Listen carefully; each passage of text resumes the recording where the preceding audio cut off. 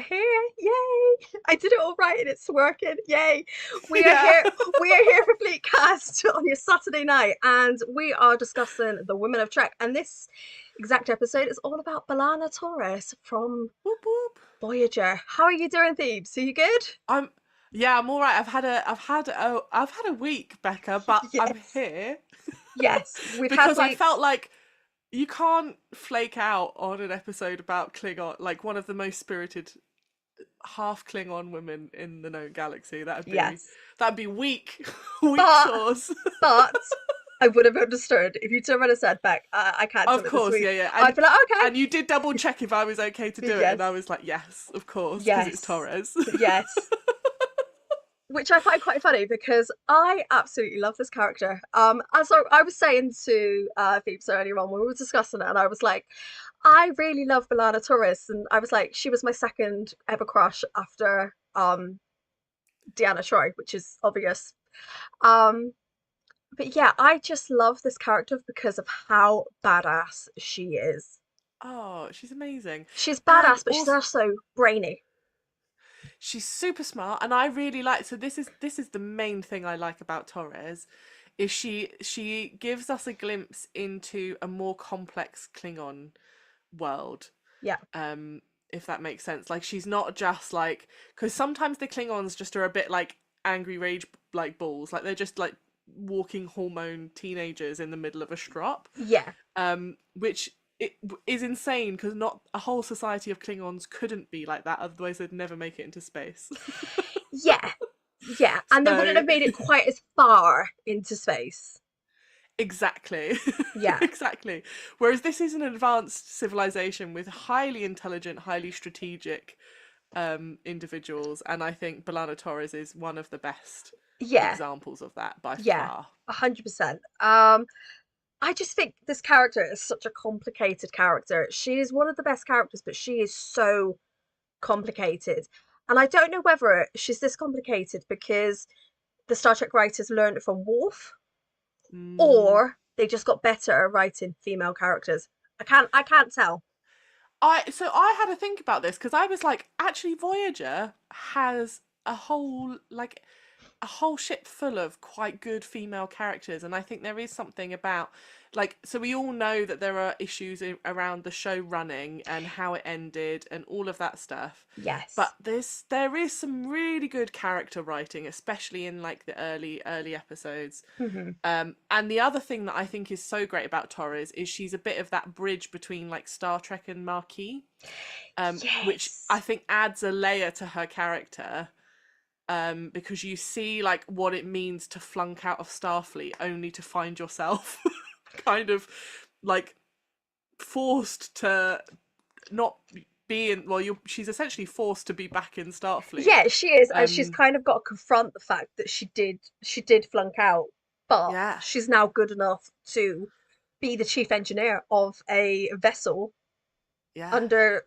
Starfleet rule, and it's it's just such an interesting concept that we have this character. for They could sure. have gone such a bad route with Torres. They could have gone Mm, very wolf like.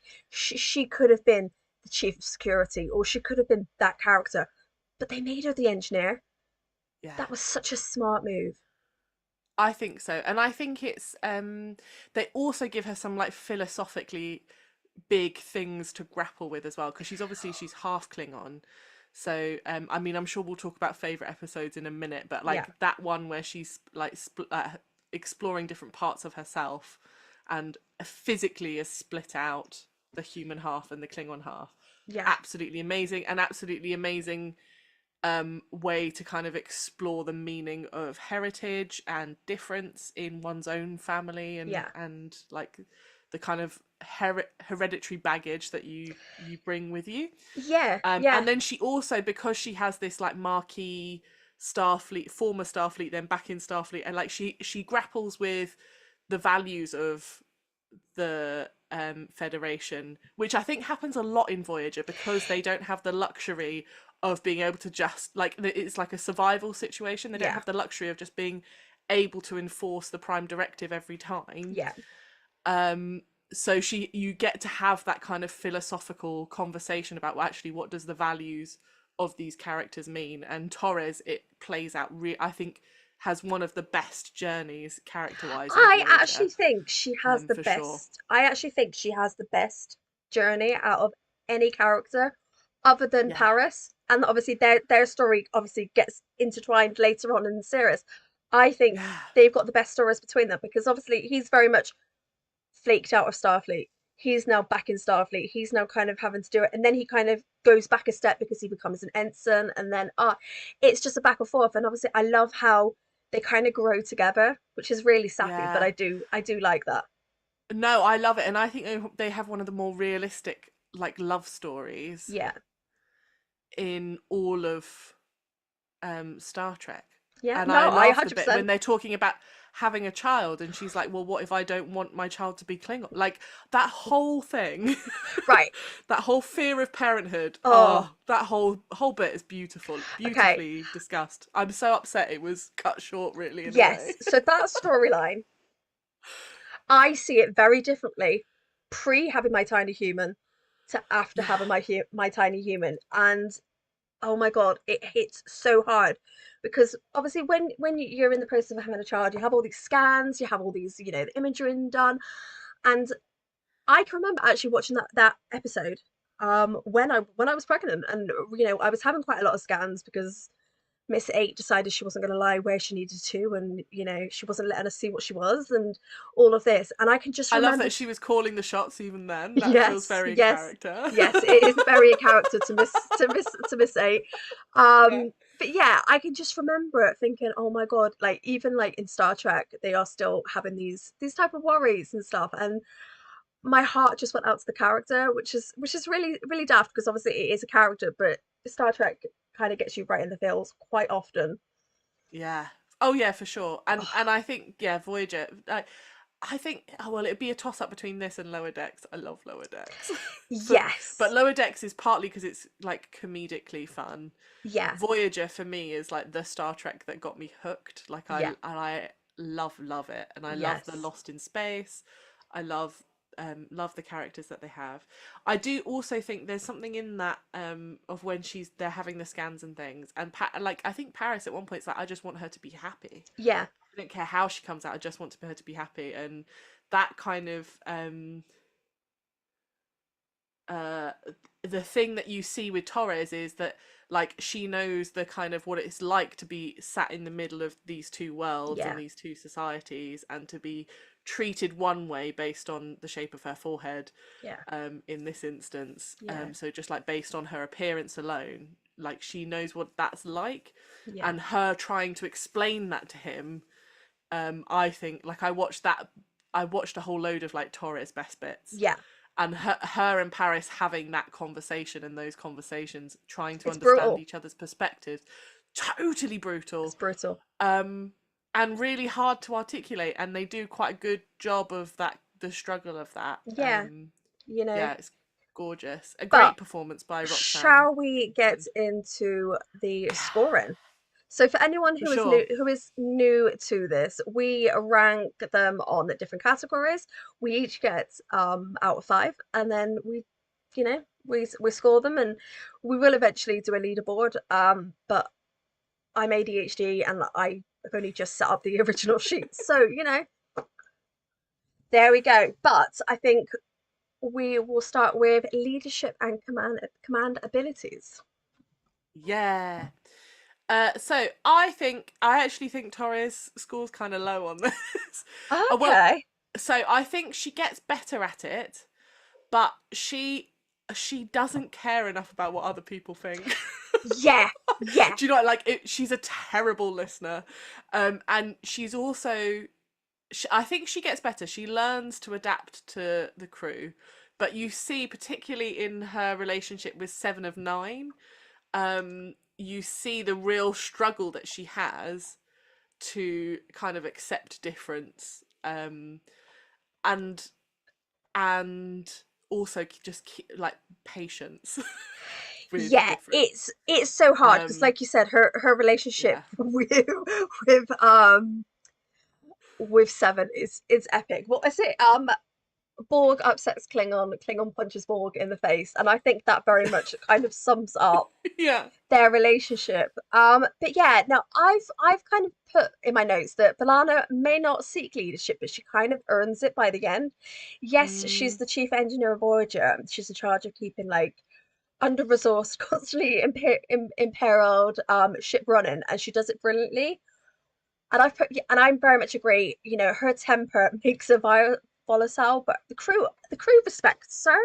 But I don't feel like she actually gets many opportunities to actually lead yeah. outside of engineering. Yeah. I think there's a distinction. So I think Torres is one of those people that you work with, and we've all worked with a couple of them, where they're highly, highly competent and their people skills are terrible. Yes, yes, So like her competence earns her the spot of chief engineer, yeah, and then she has to learn how to be a chief engineer in yeah, job. yes. So what are you um scoring her? so I would, are we doing it, we do it out of 10 or doing it out of 5? I can't We do remember. we do it out of five, and then we add the scores together. Great. I'd give her a 3. A three. To be fair, Yeah. I'm the same. I would give her a three because I Yeah. don't think she. It's not through lack of trying.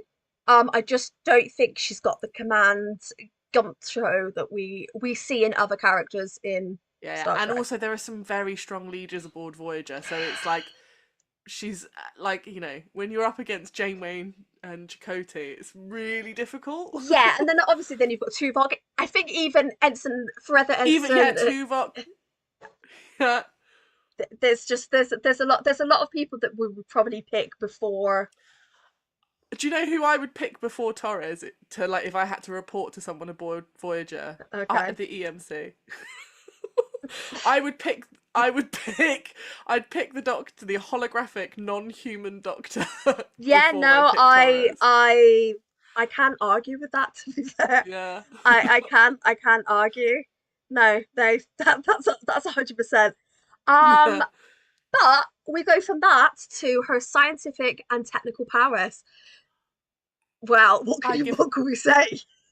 Oh, more than anyone else in any other series, she has a huge task to accomplish, which is to keep a ship running when you have no backup, no space doctor for repairs, no easy place to refuel, where you are having to consider how much energy does replicators use, all of that stuff. Yeah, So 5 out of 5. yeah, Five no, out of five. She's 100%. yeah, yeah. It's all practical knowledge as well. That's the other thing. Yeah, you Yeah, know, because you feel like she could, any problem she could oh, probably figure a it out hundred, with hundred enough percent. time. She's top tier. You know, if she had stayed in Starfleet, if she had had the will to stay in Starfleet, I think she would have been one of the most gifted engineers in Starfleet. She would be on like, you know, the flagship ships and things like that. You know, we've seen her kind of reverse engineer alien tech, create warp theory breakthroughs, outsmart everything from malfunction holodecks to, you know, Borg assimilation. Yeah, yeah. I just think, despite dropping out of Starfleet Academy, she routinely outperforms the standard set there. And do you know something? I actually think the only rival of her is Geordie and Stamos. Oh, I think that's the yeah, only rival. So I obviously, like you, I'm 5 out of 5. yeah. That's a good shout, actually, in terms of Geordie. And but also, here's a question: would Geordie be as good if he didn't have Data to help him all the No, time? no, and that's what I mean. Like Like Torres doesn't have a Data. she He doesn't. does have a. She does have a 7 of 9, Yes, who is like does do a lot of heavy lifting later on in terms yeah, of engineering. yeah. Yeah. But 100%, I don't think Geordie would have survived Lost in Space. He would have slept with some random alien and kind of yeah. He'd have he'd have done what Trip Tucker did in Yep, and ended up being pregnant by yep, accident. 100%, 100%. Sorry, After like sorry to all the Geordie fans out there, but we all know It's Yeah, yeah, good. yeah. We all know this is the truth. Okay. It is the truth. Combat skills and tactical brilliance. So I think her tactical brilliance is demonstrated better than her combat skills. Yes. I think strategically she's very, very smart. Obviously, she's very strong, and we see her like throw down in fights. Yeah. I think, but I like that they don't rely on her being the muscle of the show. Yes. Um, so I wouldn't give her a 5. I'd give her a 4.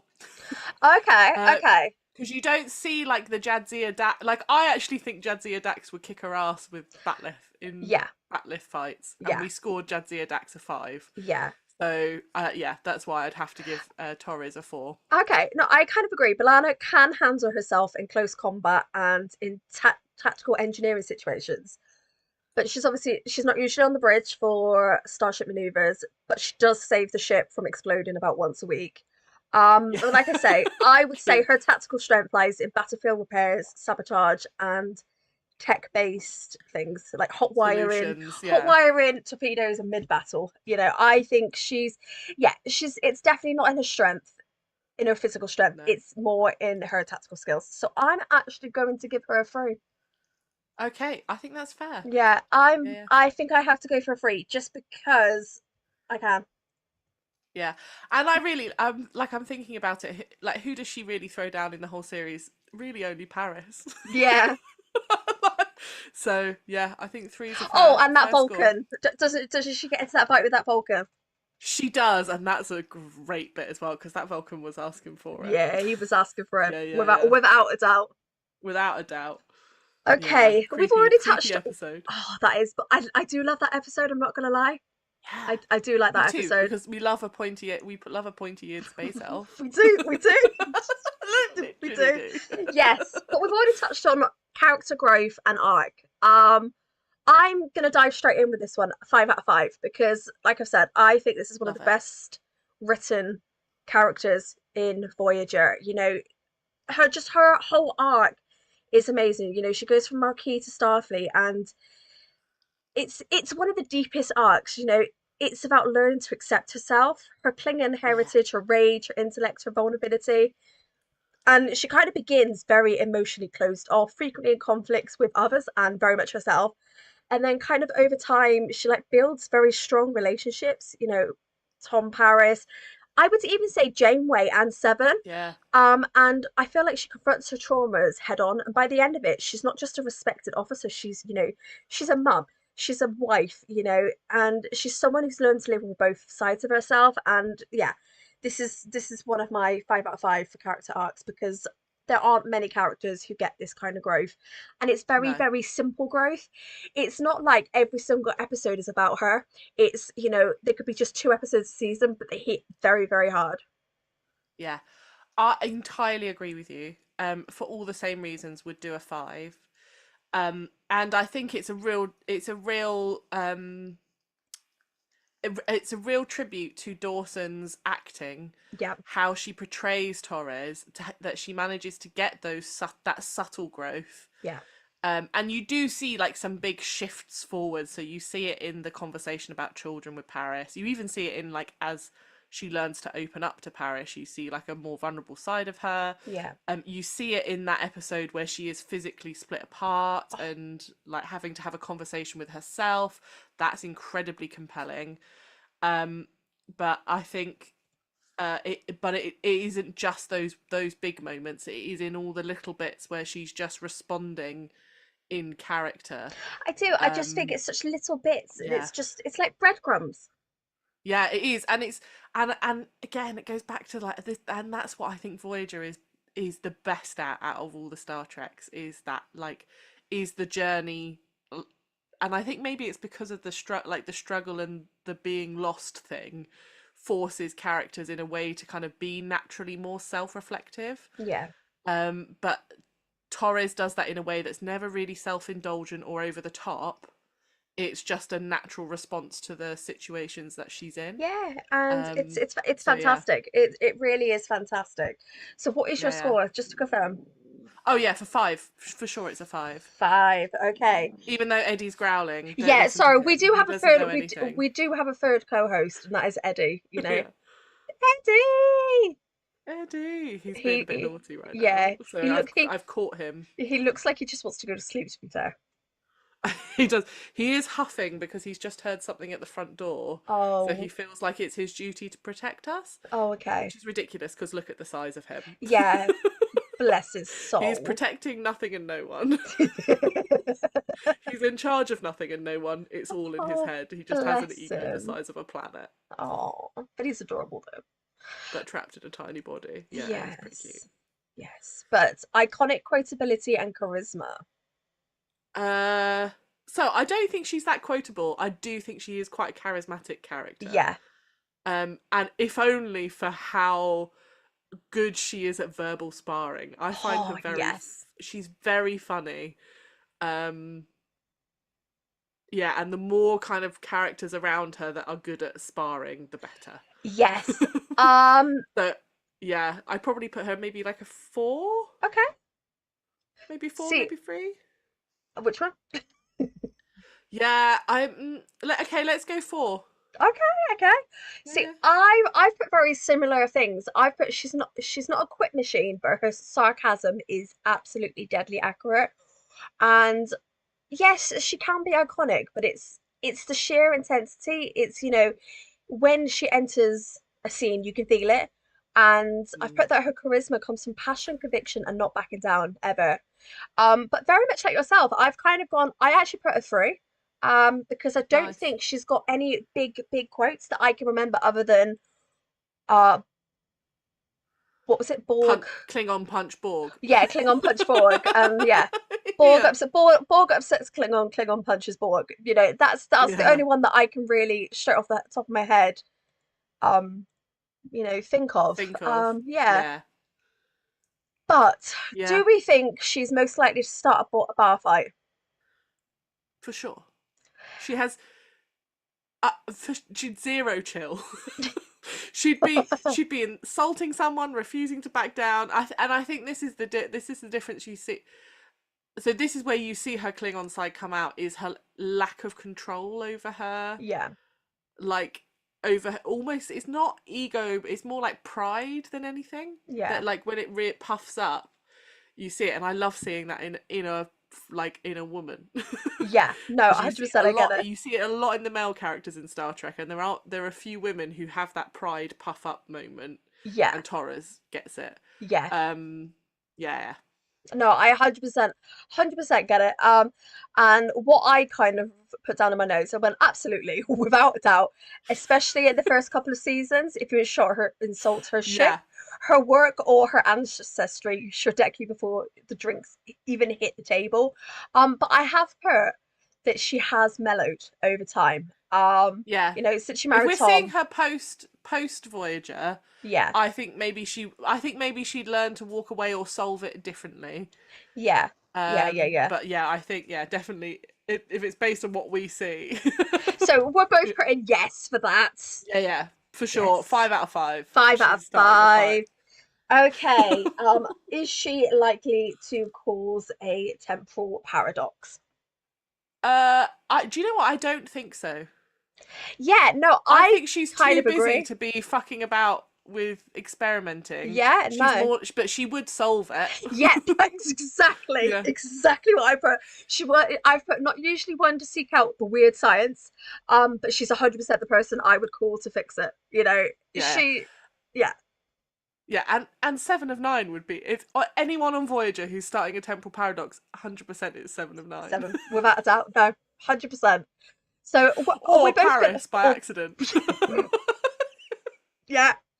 So Yeah, this is why they're a good marriage, because he fucks things up, she fixes it.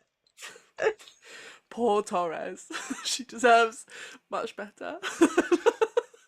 But I think he was the best character for her on the ship. Oh yeah, yeah, yeah, yeah. Yeah, without a Because you doubt. couldn't have someone. You couldn't have someone to like. Yeah, you need someone with a bit of backbone, I Yeah, I think. couldn't see anyone else. No, there is literally no one, and she's not. No. But I didn't they want her to go with like Harry Kim at one point? Was is am Yeah, I but she imagining that? poor Harry Kim, he's never going to become captain. He's No, never going to get the girl. no. I think Voyager do a lot of chopping and changing on romantic choices because you also have that weird Janeway and Chakotay episode where they're stranded and they're like, well, I guess this is us now. Yeah, Should we populate? And you're like, wait, where did that come from? yeah. That's like they had And like then it's zero never, romantic chemistry up and then until it's never, now. and then it's never discussed or spoken about again. No, and then the next thing you hear is that like Seven of Nine and Chakotay get together. But that's part of that. Yeah, like, Eddie, having to, I like, agree. yeah, Eddie made a good point. not into it. Eddie, come here. How about no yelling? He's got an opinion. Yeah, I think there's also part of that is about them having to shorten the end of the season because it got cancelled and like having to like jam as much as they can in and give resolution, but without actually having the time to explore those stories. Yeah, like I would love to see one. Voyager rebooted. Would love it. I I think would like to see a sequel, Ooh. or we see a different Lost in Space. Yeah, like Enterprise era, maybe. Yeah. Imagine a ship, Enterprise era, Lost in Space. I'm into it. If only there was a sim. If only. Okay, right. Let me add these scores up. 10, 16, 20, 23, 30, 37, 47. Okay, that's a respectable score. That's a respectable score. It's not quite up there, but it is a respectable score. I think at the beginning of the next episode we will kind of do a little bit of a leader thing because I love that idea. We're going to be doing it. Our next episode's extra special as well. Oh god, yeah, I forgot that our next episode is extra special because we are live from my living room. Together. I know, we're going to be able to touch each other. Not in a weird way. No, but we also might have a special guest because we might also have Sarah. I'm going to ask. I really think we should. Yes, because let's be honest, Women of Trek is a pale imitation of the first Women of podcast. Oh no, not at all. We are just as awesome. But if you are thinking, what the hell is Wonk? You do have the links below. You also have the links to the Anime Club, which I've popped in the things below. I've put the whole playlist so you can go check out what Pheebs and Chris get up to every Friday. Bring your snacks because they have a really cool snack. Yeah, you can't watch anime without snacks. Yeah. It's like you can't watch Star Trek without snacks. Basically, my life revolves around getting snacks. Yes, which is okay. But yes, the next episode we're going to be doing Deanna Troi, aren't we? Yes. Because we both came to that conclusion. We're like, we're not even going to put it to vote. We just want to both do that episode. Yeah. She keeps coming up nearly every week. We're like, is this the week we do Deanna Troi? And I think now it's got to be the special episode. I think it's going to be the special episode where we are live in my living room. Able to touch. I love how Paul slides into the chat as well, just when we're plugging Nerdy Up North. It's like we've summoned him from the void. Yes. I feel like we probably have just summoned him. It's just how it goes. Yeah. But no, looking forward to it. It'll be good. Yes. Becca has a hair down. It means business. No, it just means it's how it's how you've existed. Yeah, I'm just trying to look a bit more respectable. Nice. But I do need a haircut. I like your hair. I like the colour of it at the moment. It's just because it's faded. That's all it is. It's nice. But is there anything else you would like to say that we haven't discussed about B'Elanna Torres? No, other than if you haven't watched Voyager for a while, go watch it. This is your reminder that go check out Voyager. What's your favourite episode? What a couple of favourite episodes of Voyager? Of any episodes? Yeah. Do you know what? I really love a Neelix episode. Oh, because that's a plot twist. I feel like Neelix, because he's kind of goofy looking, we forget what fucking amazing, because he's another one who has a great arc. Yeah. And a surprising story, and he's also a character who discovers like a hidden courage. So I really like the episodes where you kind of hear a bit about his home planet and you get caught into the kind of weird slave trade that's happening in the Delta Quadrant. Yes. And I also really like the creepy. What's that species who are like harvesting organs from other species? They're a very sinister enemy. I know what Um, you're on about, but I can't remember what they're called. because What? they're basically like they have a plague, Yeah, an unsolvable plague that's ravaging the Delta Quadrant, and so they're kind of like a traveling leper colony. yeah. I Um, know exactly. I know which ones you mean. yeah, yeah. I want to say they're called the Harvesters, but they're not.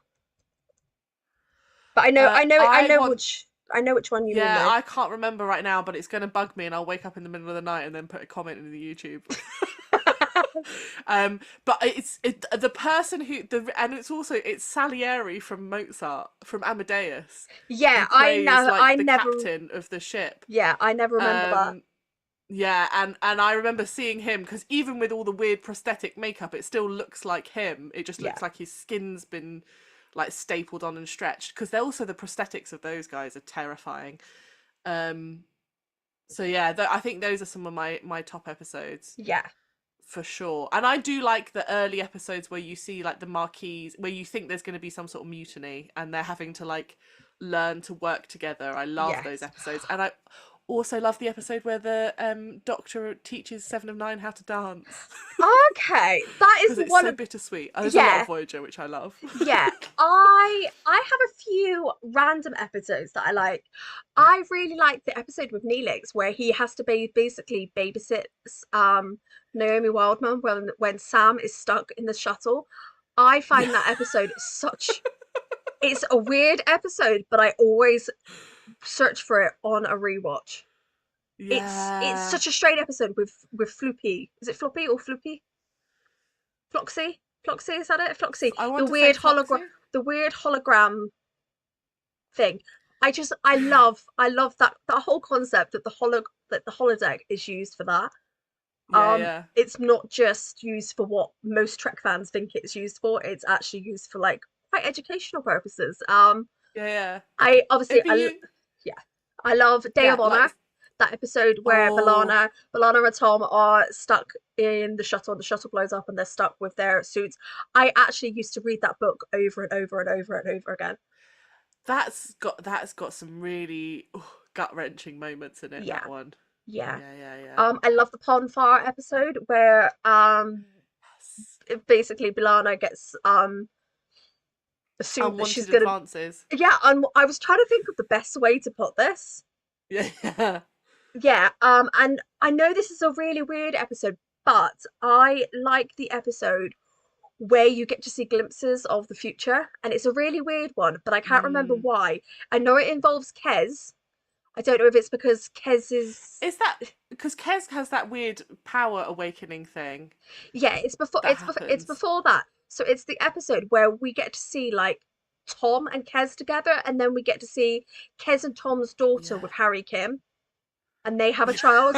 I know it's a weird episode, but I really It is do a like weird that. episode. I like a timey-wimey episode.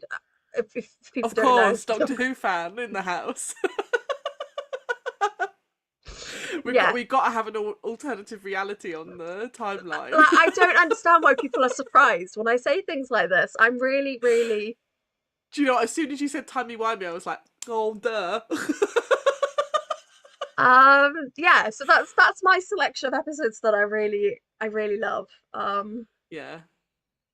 But yes, I think that's us done. We've scored Torres. Yeah. Yeah, that's it. And we know what we're going to do next time. We know what you're gonna Thanks. do next time. Thanks for the chat, Becca. Always happy to visit Voyager. But yes, the next episode is gonna be about Deanna Troy. That should be an interesting episode because I'm pretty sure there's gonna be wine involved, Oh, or at least some I type of really alcohol. hope so. At least There some type. certainly will have been barbecue in the afternoon. So Yes, if there isn't wine on camera, there will have been wine yes. earlier. It's gonna be an interesting episode. Becca lives on a diet of fish fingers and custard. No, I don't. That sounds really vile. Are we dipping the fish fingers in the custard in No, this scenario? no. Ugh. Yeah, it sounds a bit Yeah, vile. Troy. Yeah, Troy, you've got that one, Chris. Hello. Yeah, yeah. But yes, on that note, I think that's it. We're done. We're Love out of it. here. And it's been a long time. I think I've forgotten my sign off, but that's okay. Oh, I That's know all what it is. right. Keep lovely, keep logical. I'll catch you on the flip side.